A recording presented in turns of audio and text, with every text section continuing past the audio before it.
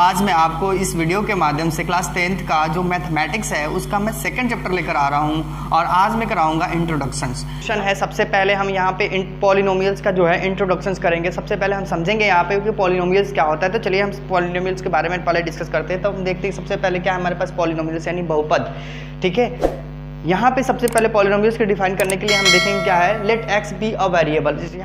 यहाँ पे x कैसा है, एक वेरिएबल टर्म है। वेरिएबल बोले तो कैसा है, एक चर पद है। और यहाँ पे बताया गया है n be a positive integers. n कैसा है, एक पॉजिटिव इंटीजर्स है, यानी एक तरह से हम बोले तो रियल नंबर्स है, यानी 1 to n की वैल्यू 1 2 3 4 5 जो भी है वो हम ले सकते हैं यहाँ पे। एंड एज देख रहे हैं कि इस प्रकार से a1 a2 dash dash dash A number कहाँ तक ले सकते हैं हम, an नंबर तक ले सकते हैं, यानी जहाँ तक भी चाहे वहाँ तक भी नंबर ले सकते हैं। और b कांस्टेंट, ये कैसा है, एक कांस्टेंट है यानी अचर पद है। कैसा है, एक अचर पद है। ठीक है, अचर पद होने के कारण अब हम इस फंक्शंस को देख रहे हैं कि fx जो फंक्शंस है इसको हम सेट करेंगे, यानी लास्ट टर्म हमारे पास देख रहे हैं an x के पावर n और दूसरा an-1, यानी an के टर्म्स से पहला वाला टर्म्स जो है an-1 x के पावर n-1 टर्म्स है। ठीक है, और इस प्रकार से डैश डैश डैश डैश करते हुए चलेंगे तो एंड से हम कहाँ पहुँचेंगे, n टर्म्स से लेते हुए फर्स्ट टर्म तक पहुँचेंगे।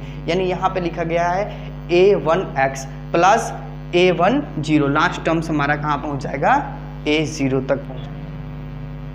यानी इस फंक्शंस में जितने भी पार्ट्स को हम लिखेंगे वो सारे कल्ट क्या कहलाएंगे, पॉलिनोमियल्स कहलाएंगे, यानी बहुपद के तौर पे जानेंगे। किस रूप में जानेंगे इसे, बहुपद। ठीक है, तो इस प्रकार से हम बहुपद को समझ सकते हैं। जैसे एक एग्जांपल करेंगे। एग्जांपल सबसे पहले हमारे पास क्या है, जैसे हमने लिया 5x के पावर 4 माइनस 3x के क्यूब प्लस 4x का स्क्वायर प्लस 3x प्लस 2।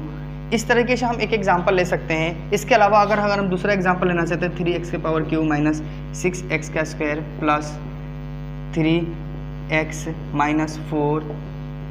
ठीक है, इस तरीके से कोई भी अगर नंबर लेते हैं हम तो हमारे पास सबसे पहले हम क्या करेंगे, ये क्या कहलाएगा, ये पॉलिनोमियल्स के तौर पे समझा जाएगा। ठीक है, आगे हम इसके बारे में बहुत सारे डिस्कस करेंगे, लेकिन उससे पहले एक टॉपिक्स में बता दूं, इनमें से जिसका भी पावर ज़्यादा होता है, अगर इसके पावर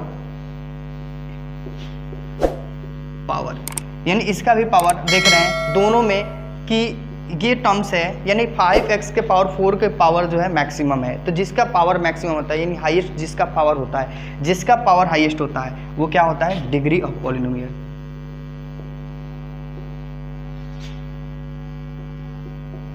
पॉलिनोमियल्स फ्रेंड्स ये सबसे इंपॉर्टेंट है, क्योंकि एग्जाम्पल में एक 1 मार्क्स का जो है कभी भी क्वेश्चन इस तरह से पूछा जाता है। तो सबसे पहले अगर हमें पता रहेगा तो हम आसानी से कर सकते हैं, जिसे हम बोलते हैं बहुपद की घात।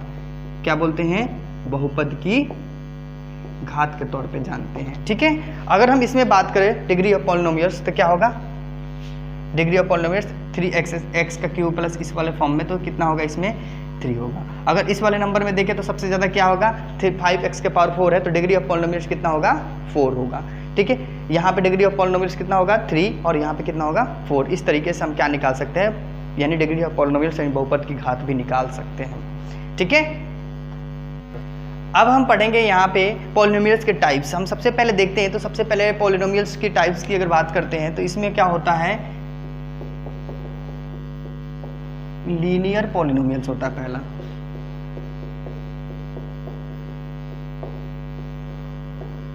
लीनियर पॉलिनोमियल्स यानी हिंदी में इसको बोलते हैं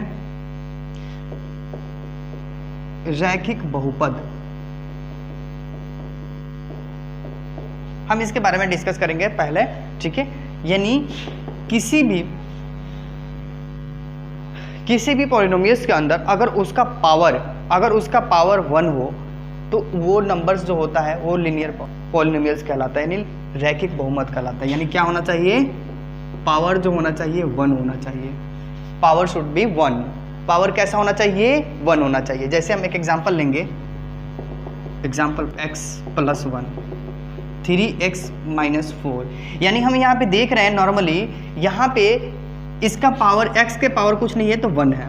ठीक है, तो जिसका पावर 1 हो यानी इस फॉर्म में कोई भी नंबर मिलता है तो वो सारे क्या कहलाएंगे, वो सारे लीनियर पॉलिनोमियल्स कहलाएंगे। यानी जिसका पावर 1 हो वो क्या कहलाएगा, लीनियर पॉलिनोमियल्स यानी रैखिक बहुपद कहलाएगा। ठीक है, अब हम करेंगे यहाँ पे दूसरा क्वाड्रेटिक पॉलिनोमियल्स। क्वाड्रेटिक पॉलिनोमियल्स यानी हम बोलते हैं द्विघात बहुपद।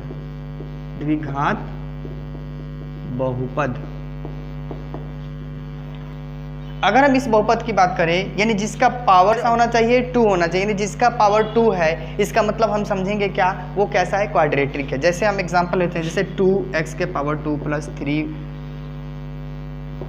प्लस 4, ये नंबर कैसा हो जाएगा, ये क्वाड्रेटिक पॉलिनोमियल्स हो गए, यानी द्विघात बहुपद। जिसका पावर 2 हो वो द्विघात कहलाएगा, ठीक है। इसी प्रकार से हम एक एग्जांपल और लेते हैं, 3y² प्लस 3y प्लस 1, यानी ये भी नंबर्स कैसा हो जाएगा, ये एक क्वाड्रेटिक पॉलिनोमियल्स होगा, द्विघात बहुपद होगा, क्योंकि जिसका पावर 2 है, ठीक है। यानी जिसका भी पावर 2 हो वो क्या कहलाता है, क्वाड्रेटिक पॉलिनोमियल्स यानी द्विघात बहुपद कहलाता है। तो इस तरीके से हम कर सकते हैं, ठीक है। थर्ड आता है क्यूबिक पॉलिनोमियल्स। क्यूबिक, यहां पे आता है क्यूबिक पॉलिनोमियल्स, यानी जिसका पावर कैसा हो, 3 हो। जिसका पावर 3 हो वो क्या कहलाता है, क्यूबिक पॉलिनोमियल्स कहलाता है। जैसे हमारे पास एक एग्जांपल है, हम समझेंगे एग्जांपल के तहत। सबसे पहले हम एग्जांपल लिखेंगे क्या यहाँ पे, कि जैसे 3x के power cube plus 4x² minus 3x plus 1, यानी ये क्या कहलाएगा, एक क्यूबिक कहलाएगा, यानी जिसका पावर 3 हो तो क्यूबिक पॉलिनोमियल्स कहलाएगा, ठीक है। अब मैं यहाँ से आपको बता दूं इसका जनरल फॉर्म यानी व्यापक रूप क्या होता है। सबसे पहले इन तीनों का जनरल फॉर्म क्या होता है, सबसे ज़्यादा जनरल फॉर्म जानना जरूरी है, ठीक है। तो सबसे पहले हम लीनियर पॉलिनोमियल्स के जनरल फॉर्म जानेंगे। जनरल फॉर्म यानी व्यापक हल, व्यापक रूप जिसको बोलते, सॉरी, व्यापक रूप, ठीक है। हम यहाँ से करेंगे क्या, इसका जनरल फॉर्म यानी व्यापक रूप। तो जनरल फॉर्म में बता दूं आपको, लीनियर पॉलिनोमियल्स का जनरल फॉर्म जो होता है ax प्लस में b होता है, ठीक है। और दूसरा अगर बात करें हम इसका क्वाड्रेटिक पॉलिनोमियल्स का, ठीक है, तो अगर इसका अगर बात करें जनरल फॉर्म यानी व्यापक फॉर्म की बात करते हैं, तो इसका हो जाएगा क्या, ax² plus bx plus c, ठीक है। अगर हम क्यूबिक की बात करते हैं जनरल फॉर्म की, जनरल फॉर्म, तो जनरल फॉर्म की अगर हम बात करते हैं तो यहाँ पे ये हो जाएगा ax का cube plus bx² plus cx, यानी कहने का मीन्स क्या है कि इसी बेसिस पे यहाँ पे हमारे पास जो ये एग्जांपल्स मिले हुए हैं, यानी जो भी पॉलिनोमियल्स हमारे पास दिखाई दे रहे हैं वो सारे इसी बेसिस पर रखे गए हैं, ठीक है। यहाँ पे इसके जनरल फॉर्म्स हमारे पास जो मिला, हमें पॉलिनोमियल्स का इंट्रोडक्शन से हमें मिला था। यहाँ पे पॉलिनोमियल्स का जब हमने डिफाइन कराया था तो उसी डिफाइन से हमारे पास ये फॉर्मूला प्राप्त हुआ था, ठीक है। तो ये जनरल फॉर्म भी कभी कभी पेपर में पूछ दिया जाता है, तो इसलिए आप इसे भी अच्छे से प्रैक्टिस कर लें।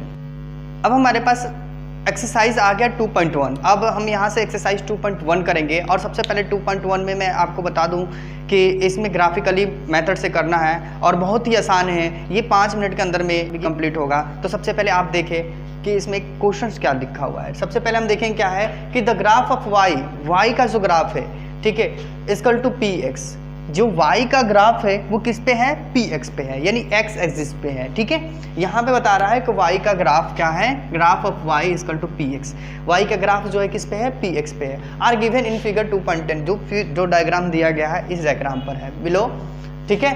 For same polynomials px find the number of zeros, यानी इसके जीरोज निकालने, क्या निकालने हैं, जीरोज, ठीक है, यानी शून्यंक। हिंदी में इसको क्या बोलते हैं, शून्यंक बोलते हैं। क्या बोलते हैं, शून्यंक। यानी क्या निकालना, इसके जीरोज निकालना, यानी शून्यंक निकालना, यानी शून्यंक ऑफ px, यानी ईच केस, प्रत्येक केसेस में क्या निकालना है, शून्यंक, जीरोज निकालना है इसका px पे, ठीक है। तो हम सबसे पहले देखेंगे कि इसके जीरोज कितने हैं, ठीक है। तो फर्स्ट वाले में चेक करते हैं। तो फर्स्ट क्वेश्चन में हम देख रहे हैं कि x एक्सिस पे इसमें से कोई भी नंबर, अगर कोई भी लाइन अगर x एक्सिस को टच करते हुए जा रही है तो इसका मतलब क्या है, वो उसका एक शून्यंक बन जाएगा, जीरोज बन जाएगा। लेकिन यहाँ पे कोई भी नंबर जो है x एक्सिस से टच नहीं कर रहा है, यानी इस नंबर से कोई भी वैल्यू टच नहीं कर रहा है। इसका मतलब क्या है, इस पे इसके कितने जीरोज होंगे, 0 जीरोज होंगे, ठीक है।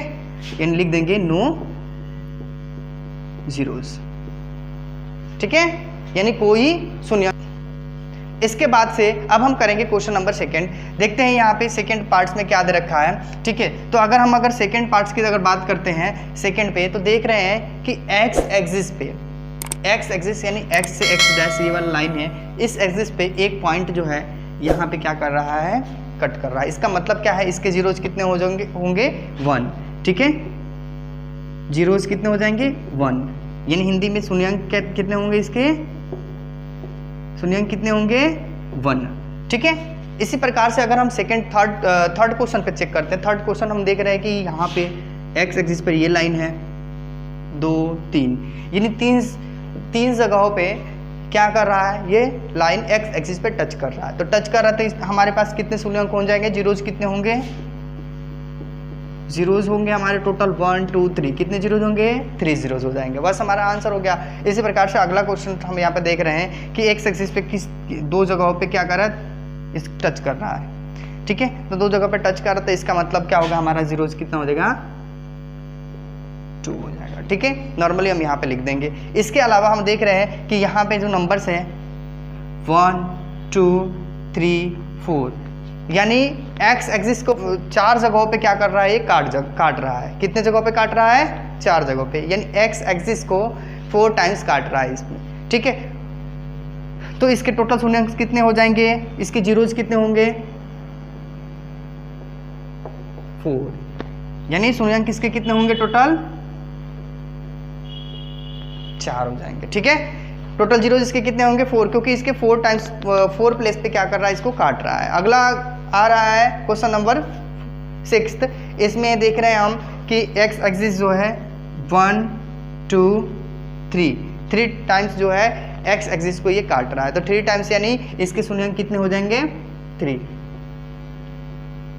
जीरोज कितने होंगे इसके 3 हो जाएंगे। और इस तरह से क्या होगा कि हम नॉर्मली ये जो हमारा पहला एक्सरसाइज है 2.1 का, ये हमारा कंप्लीट होता है। और मैं आपको बता दूं कि ये बहुत ही आसान एक्सरसाइज है और आगे के भी 2 एक्सरसाइज है वो बहुत ही आसान है। बस आप मेरे वीडियो को देखते रहिए और अगर आपको मेरा वीडियो अच्छा लगता है तो आप मेरे वीडियो को लाइक सब्सक्राइब और शेयर करें और कमेंट बॉक्स में लिखकर ज़रूर बताएं कि आपको ये वीडियो कैसा लगा।